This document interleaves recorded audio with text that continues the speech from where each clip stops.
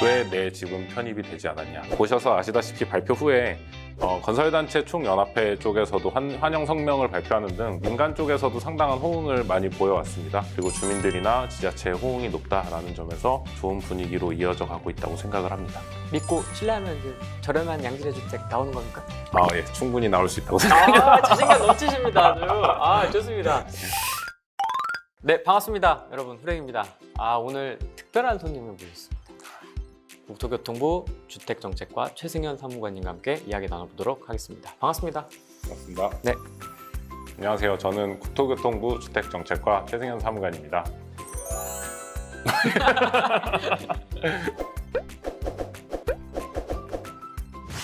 바로 질문 드리겠습니다. 한 2달 정도 만에 지금 3080 플러스 주택공급방안 1차 후보지 21곳을 선정을 했거든요. 되게 좀 속도감이 있다, 빠르다, 약간 이런 느낌이 좀 들거든요. 그 이후에 그간의 추진 과정이 좀 궁금합니다. 어떻게 좀 진행이 되고 있습니까? 대책을 2월 4일 날 발표를 했고, 보셔서 아시다시피 발표 후에 건설단체 총연합회 쪽에서도 환영 성명을 발표하는 등 민간 쪽에서도 상당한 호응을 많이 보여왔습니다. 부동산 개발협회나 한국주택협회, 그리고 금융투자협회나 대한주택건설협회, 그리고 각종 전문가들과 후속 조치를 어떻게 만들어가면 되는지 의견을 논의를 하고, 그리고 우리가 대책을 발표한 이후에 사실 사업 후보지를 발굴을 하는 게 후속 조치 중에 가장 중요한 요소인데, 그것들을 이행하기 위해서 지자체 등이나 예컨대 서울, 경기, 그리고 6대 광역시 등 지자체 등과도 계속 소통해서 제도를 조금 더 면밀하게 만들어가면서도 후보지들을 적극적으로 발굴하기 위한 노력을 좀 아끼지 않아 왔습니다. 그 과정이 이제 2월 4일 대책 이후에 지금까지 준비를 해왔던 과정이고요. 그거에 대한 1차적인 결실로 3월 31일 날 1차 후보지 선정에 대한 발표가 있었고요. 그게 지금까지의 추진 경과입니다. 아까 그 민간의 어려움을 해결하고자 이제 추진하겠다라고 했는데 네. 어떤 어려움이 있었나요? 저희가 대책 발표 후에 단기간에 상당히 많은 사업 착수 요청들이 있었거든요. 신청을 많이 받았더라고요. 그렇죠. 신청들도 있었고, 사업이나 개발, 그리고 이 지역에 대해서의 고밀 이용을 통한 주택 공급의 필요성에 대한 수요는 충분히 있는 상황인데, 그러면 지금까지 왜 그런 일들이 일어나고 있지 않았냐라고 하면은 거기서 이제 원인을 찾아보면 애로사항들인 거거든요. 예컨대 정비 사업에서는 주민 간의 갈등, 첨예한 갈등은 항상 있는 거고, 이 주민 간의 갈등이 왜 있냐, 원하는 만큼 사업 수익이 나지 않거나, 아니면은 기존에 나는 여기서 상업, 그 가게 운영 잘 하고 있는데 영세 세입자들 어디로 이주할 거냐, 이런 문제들이 항상 첨예한 그 개발의 이면에 존재해왔던 문제들이거든요.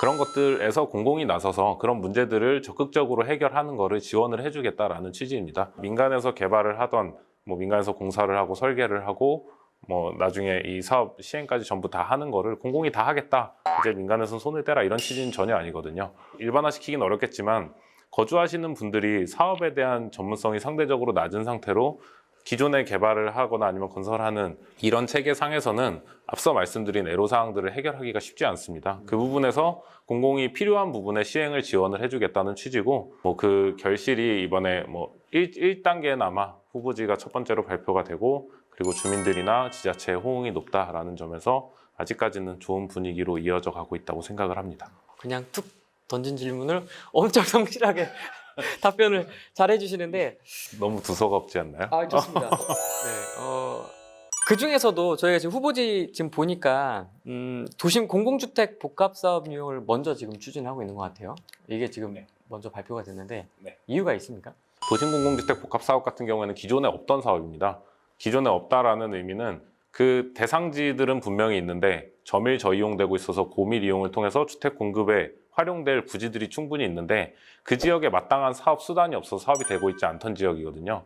그러다 보니까 그 지역의 어떤 구역 경계도 미흡하고, 그러다 보니 그 지역 안에 주민들 입장에서는 낙후화되고 노후화되어 가는데 사업을 하고 싶다라는 희망을 하실 수도 있고, 아니면 사업 조건을 보고 선택을 하시겠다라고 하실 수도 있는데, 그분들께서 모여서 여기를 사업을 해주세요 라고 제안을 하는 게 현실적으로 쉽지가 않은 그런 구석이 있습니다. 그러다 보니까 도심공공주택 복합사업 같은 경우에는 신규 사업, 그리고 주민들이나 아니면 뭔가 추진 주체가 없어서 사업의 의향을 표기하기 어려웠던 지역, 그리고 어떤 신규 사업임에 따라서 프로토타입을 제시할 수 있는 유형이다 보니까 이 해당 사업 유형은 해당 지역 실정을 잘 알고 있는 지자체 등에서 우리에게 이 지역은 사업이 필요하다라고 접수한 데들을 토대로 검토를 하게 되었고, 그래서 그 지역에 대해서 우선적으로 1차적으로 발표하게 된 겁니다. 후보지 발표했는데 3월 30일 날 발표한 1차 후보지는 이 어떤 프로세스로 어떤 과정을 걸쳐서 선정이 된 건가요?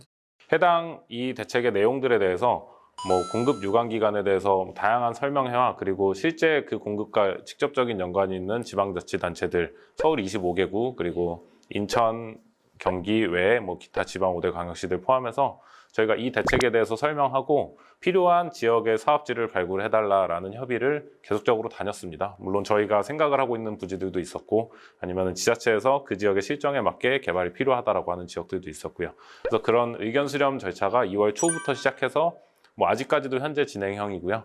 그래서 그렇게 접수된 지역들 중에서 빨리 접수가 된 데들 먼저 당연히 검토가 시작이 됐겠죠. 그렇게 해서 그리고 뭐 지역 주민들의 뭐 사업에 대한 의지가 높은 지역들 그런 곳들 위주로 먼저 선정을 해서 총 전체 서울 25개구 중에 4개구에 대해서 우선적으로 검토를 해서 그 검토 결과를 발표를 하게 된 겁니다.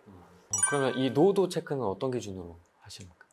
노후도는 저희가 이번에 대책을 발표하면서 이 필요한 노후도에 대한 기준을 지자체랑 협의를 해서 어느 정도 가이드를 잡아놨습니다. 이거는 이제 지금 이미 법안은 발의되어 있는데 그 발의된 법안들이 나중에 이제 시행령이나 하위법령들이 제도화되는 과정에서 해당 노후도들이 특정되어서 들어갈 텐데 뭐 예컨대 노후도가 그 20년 이상 노후 건축물이 50% 이상, 과반 이상 이런 식으로 시행령에서 두고 거기에다가 이제 지역별로 입지별로 차등을 둬서 정할 수 있도록 약간의 좀 유연하게 운영할 수 있는 제도를 마련할 계획입니다. 노후도가 되게 궁금했는데 궁금한 점이 제가 해소가 됐습니다. 그러면 이제 앞으로 선도사업 후보지 같은 경우에는 어떤 식으로 또 진행이 됩니까? 이제 이 지역에서 사업의 필요성은 상당히 검증이 된 상태고 이제 앞으로는 주민들의 동의를 구해야 합니다. 또 주민 설명회를 통해서 주민들이 우선은 10% 동의를 받게 되면 그걸 토대로 사업 계획을 보다 정교하게 다듬어서 뭐 국토부 또는 지방자치단체에 해당 지역의 사업을 착수를 할 수 있도록 예정지구를 지정하는 신청을 하는 절차를 밟게 됩니다. 근데 그 예정지구 지정 신청의 절차는 제도가 완비된 7월경 이루어질 걸로 예상이 되고 있고요. 그렇게 예정지구 지정이 신청이 되면 이후에 본격적으로 주민 동의를 더 많이 받아서 본지구 지정까지 절차가 남아있게 됩니다. 그러면 뭐 아직 픽스는 안 됐지만 지금까지의 그 주민들의 반응은 좀 대략 어떻습니까? 이거는 뭐 상당히 다양한 반응들이 원체 너무 많은 이해관계자들이 얽혀 있다 보니까 맞습니다. 근데 뭐 일단 저희한테 들어오는 최근의 민원 중에 뭐 이런 것들이 많아요. 왜 내 집은 편입이 되지 않았냐? 이 경기 안에 왜 나도 충분히 낙후되어 있고 개량할 필요가 있는데 왜 나는 대상지에 포함이 되지 않았냐라는 질문들이 좀 많으세요. 그래서 그런 분들께는 이번에 우리가 선정을 하고 끝이 아니라 어떤 그 주택 공급을 하는 하나의 사업 유형을 만든 거잖아요. 앞으로 계속 이어질 거예요. 그리고 지금은 1단계로 뭐 지자체와 협의해서 선정된 지역이지만 이 사업에 대한 이제 이해도들이 전반적으로 향상이 되고 뭐 수요가 계속 생기는 거를 전제하에 주민들께서 이 지역에선 사업이 필요하다라고 사업을 만들어서 제안하신 것도 충분히 저희가 검토를 하고 그 지역의 사업 착수를 검토할 수 있기 때문에 뭐 그런 식으로 그분들께는 답변이 나가고 있고요. 막 급하게 막 서둘러서 막 할 그건 아니겠네요. 그렇죠. 근데 사실 지금 뭐 모든 정책들이 그렇듯이 초반에 어떤 제도의 프로토타입이 만들어질 때 선도 지역으로 가는 거는 사실 장점이 없지 않아 있죠, 분명히. 어떤 장점이 있습니까? 저희가 이번에 이 프로토타입이 실제로 실현 가능하냐에 대한 질문을 대책 발표회에 상당히 많이 받았어요. 네. 왜냐면은 이거는 원래 기존에 있던 사업이 아니었으니까 새로운 패러다임을 제시를 하기는 했는데 그게 실제로 작동이 가능하냐에 대한 질문이 많았는데 작동이 가능한지를 보여야 되니까 저희가 그간 검토를 하면서 이런 식으로 예컨대 토지주 수익률을 높여줘서 토지주 등에 대한 동의를 끌어올리고 거기에 그 와중에 사업에 반대하시는 분들 반대하시는 이유를 찾아서 그분들에게 적합한 지원 체계가 뭔지 이런 것들을 다 검토를 해서 제도를 만들었듯이 그 제도가 작동 가능한 걸 보여줘야 되기 때문에 당연히 토지주 등에게 돌아가는 혜택을 최대 한도로 부여를 하는 거를 1순위로 삼고 있어요. 기존에 어떤 사업을 하시는 것보다 개인에게 10에서 30%포인트의 수익률 향상을 가져다 드리겠다라는 내용을 포함을 했는데 신축으로 들어가게 될 새로 우선 입주하게 될 주택의 공급 가격을 시세보다 파격적으로 저렴하게 드리는 거예요. 그러면은 그분 입장에서는 기존의 종전주택에 대한 가액 거기에다가 신규 주택에 대한 가액의 차액만큼을 어차피 분담금으로 내실 텐데 그러면 그 신규 주택을 이분에게 공급하는 가격을 낮춰준다면 이분은 저렴한 가격에 신축 주택에 입주를 하시면서 기존 시세보다도 차액이 바로 생겨버리죠. 그러면 기존 종전자산 가액 대비 수익률이 계산이 될 거고 그 수익률을 30%포인트까지 높여드리겠다라는 계획입니다. 근데 또 이런 우려도 있을 수 있습니다. 투기 수요. 네, 투기 수요가 붙을 수도 있는데 이걸 어떻게 차단할 생각이신지. 이게 저희가 그 신규 사업 대책을 발표를 하다 보니까 고민을 안 할 수가 없었어요. 매우 중요한 포인트죠. 이 사업에는 분명한 혜택이 있거든요. 왜냐하면 앞서 말씀드린 것처럼 토지주택에게 확실한 이익을 제공을 하겠다고 했으니 여기에 그 자산의 이득을 목적으로 한 투기 수요가 당연히 유입될 수 있다라는 우려를 했습니다. 그래서 저희가 이번에 그 공급 방안 2월 4일 날 발표를 하면서 추격 매수자 또는 집중적으로 매수하는 그런 투기 수요들을 차단을 하기 위해서 이후에 매수하신 분들에게는 토지주 등에게 주는 인센티브인 우선 공급권을 부여하지 않기로 결정을 했어요. 그래서 그러다 보니까 저희가 이번에 1차 후보지를 발표를 했는데 1차 후보지에 대해서 요즘 투기에 대한 이야기가 많아서 뭐 가격이나 거래량 그리고 시장 동향이랑 이상 특이 거래 유무들을 1차적으로 한번 검토를 했어요. 검토 결과 당연히 뭐 이런 특이 사항들은 발견되지 않았고요. 그리고 향후에 지금은 본지구 지정이 되기 전 단계인데 본지구 지정을 하기 앞 단계인 예정지구 지정, 실제로 법률상 지정 행위죠. 그 예정지구 지정하는 시점에는 지금 한 1차적인 조사보다도 훨씬 더 면밀하게 살펴볼 예정이에요. 그래서 그걸 통해서 투기 의심 거래가 있는 경우에는 당연히 즉각적으로 수사 의뢰도 할 수 있고, 그리고 이런 투기 양상 그리고 과열 조짐이 눈에 띄게 두드러지게 나타난다 하면 해당 지구의 사업 취소까지도 검토할 수 있는 장치를 두고 있다라고 답변드리겠습니다. 아주 단단하게 준비하고 계시네요. 단단하게 준비해야죠.